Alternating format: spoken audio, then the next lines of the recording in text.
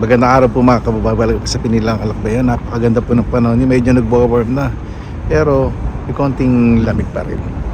Kailangan protekta ng mumbunan. Pupunta tayo ngayon sa second hand shop dito po sa City Center. Kapag City Center po ito, kaya na ilang establishmento po nakikita po ninyo. Ano, sa gilid-gilid po tayo ng City Center. Gilid-gilid. Wala pa po tayo sa heart ng City Center. Tignan po natin, sana makajakpat po tayo ng ginto, diamante. Taas na expectation, ano. Magandang araw po mga kababayan. Welcome po sa Pinilang Alakbay. Ayan, napakaganda po dito. Ito po yung sa pinagmamalaki po dito sa lugar po sa Oulu, Finland. Yung man-made na beach.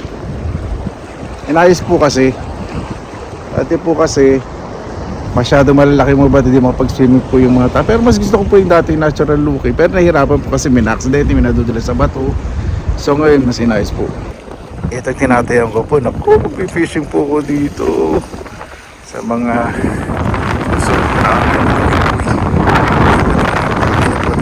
pwede po pumunta dito, mamasyal. Yan po, pinabalik po talaga ng gobyerno sa mga tayong mga binabayad tax through quality service sa mga infrastructures, parks, at iba pa po. Di ba? Napakaganda po rito. Sa mga dating mga old vlogs po natin, di ba? Dati iba po itsura. Hindi pa sementado masyado itong gilid. Tapos, ito well layered yung mga ito sa gilid. Pero swimming place doon po sa kabila. Sarap din pumaligo dito. Ako, no? Ayan, may mag-fishing po. Hindi ko pakikita yung mga mukha. Bagong gawa po ito. Dati, nandito lang po yun eh. Kasi ito, nilagay extension. So, pwede pa ako dito mag-fishing bulate. Hindi ko na po kailangan ng permit. Pero yung mga hinahagis, kailangan po ng ng permit. Ayan. Yung mga nagayaman niya mga doon sa okay.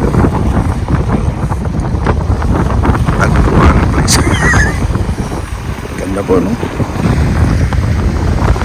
Kung tahimik ang tubig, tapos malalim po dito. Eh, dagat po ito eh. Iba-ibang style pwedeng mahuli po dito, no? Excited na po. Kaya malamig po eh. Pag medyo mitinit, magmumukbang po tayo dito, mag-fishing. Di ba? Kami may nakita po mga Pilipino, chismising. Ayan, ganda.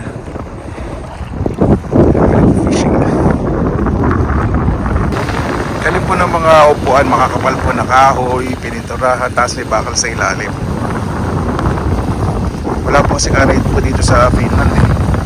Sa atin po syempre maraming anay, yung dudungan sa bintana, kakabiganin ka, imamarites ka, diba? Tapos sirang-sirahan wala, dali aning sinasabi ko, diba? Baka anay pa rin nasa isip po. Marami pong activities dito, meron din po ditong zipline. Matry po bago po yun. May volleyball, beach volleyball, picnic, may grilling place din po din sa Bandaron, may restaurants, may cottages, fishing, camping, pwede rin po ditong, hindi ko po alam kung pwedeng mag-camping po rito. Hindi ko alam. Pwede po ninyo, no? Pinapaganda po nila yung pasyalan po talaga ng mga tao, safe. Hindi lang po yung okay na, pwede na yan.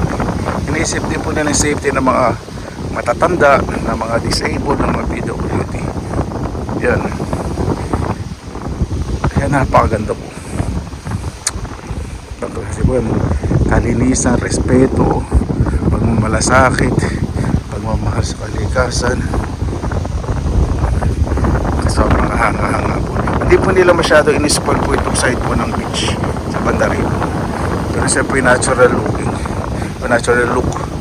So doon po sa Bandaron, yun, nilagyan ng buhangin sa mga swimming. Radyo po ninyo, di ba libre? Libre po dito. Wala po. Ano lang kayo ng higa nyo, lalo na sa summer. Pag mayaman kayo, wala pa kailamanan. Libreng maligo.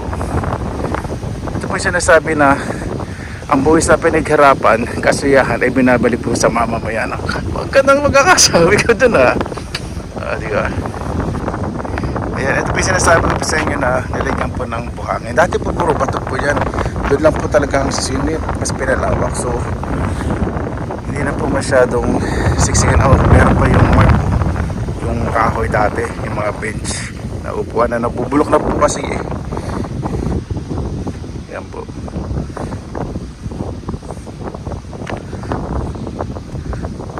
So, matatapos lang po nito i-ayos at renovate for sure this year po. Marami magsiswimming po rito.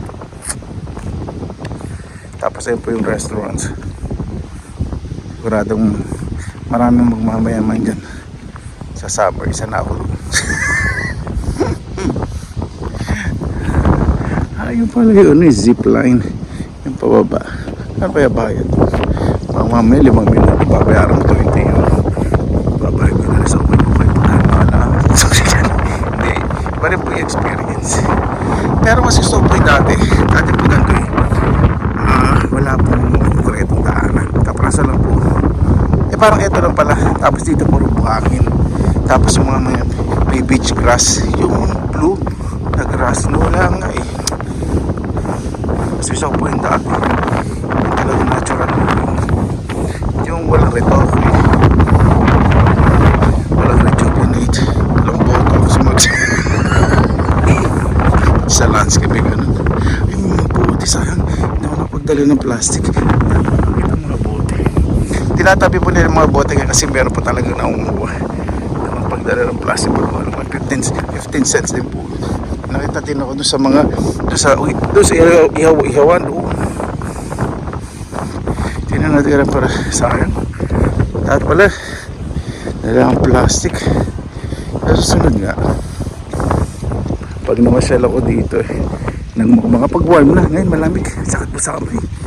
Malamig po yung hangin from the seashore, from the beach. Yan. Ito po yung restaurant. Tapos ito po yung grilling place.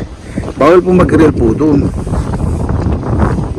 Ito lang po. Libre po yan. Share na lang. Ay, may nakita ko mga lata. Ay, may nangunguha na. May nangunguha. Kanyang dami rito. May nangunguha na. Ay, meron pa doon. Hindi nakita yung 30 cents. 30 cents na dapat. Ay, ito. 60 cents. Ay po. Ako na ng plastic. Ayan po. Ito po yung beach volleyball. May overlooking. May windmill. Ito na po yung mga gym. Outside gym. After this po. Hindi ko na masyadong malapit. Masyadong hindi napapatalo na yung sa music kapag tinanong sa video. At kapag gusto nyo naman pong katahimikan na ito, meron din pong maglakad-lakad po kayo dito. Lalo na po sa amin, napakaganda po dito. Napakaganda, green na green. Po kayo dyan. Latag, magmuni-muni, maglatag ng banig, tuwalya, o ano man gusto nyo gawin. Diba? Ay, naku. Bangklase po talagang disiplina po talaga dito. Ngayon, umpisa na pong lumalabas po yung mga tao. Totoo po, pag winter pa po talaga din nilang lumabas eh. Ayan naman po yung mga cottages na gusto po ng mga privacy. Ayan pa mga kabayan, dito na po sa bahay at dapat na akong maligo. Pinagpawisan ako sa pamasyal natin kahit malamig ang panahon. Imagine po ninyo, di ba? Libreng paliguan. May barbecuehan, may laruan, may pahinga, mag-camping. Makasi po talaga dito sa Finland, ano? Yung tax po talaga binabalik po sa mga tao. Paano po? Maraming salamat lang po sa inyong oras dahil sa pinilangan. Basta lagi po tayong positive vibes, good vibes. God bless, ingat po lagi mga araw. Laban lang!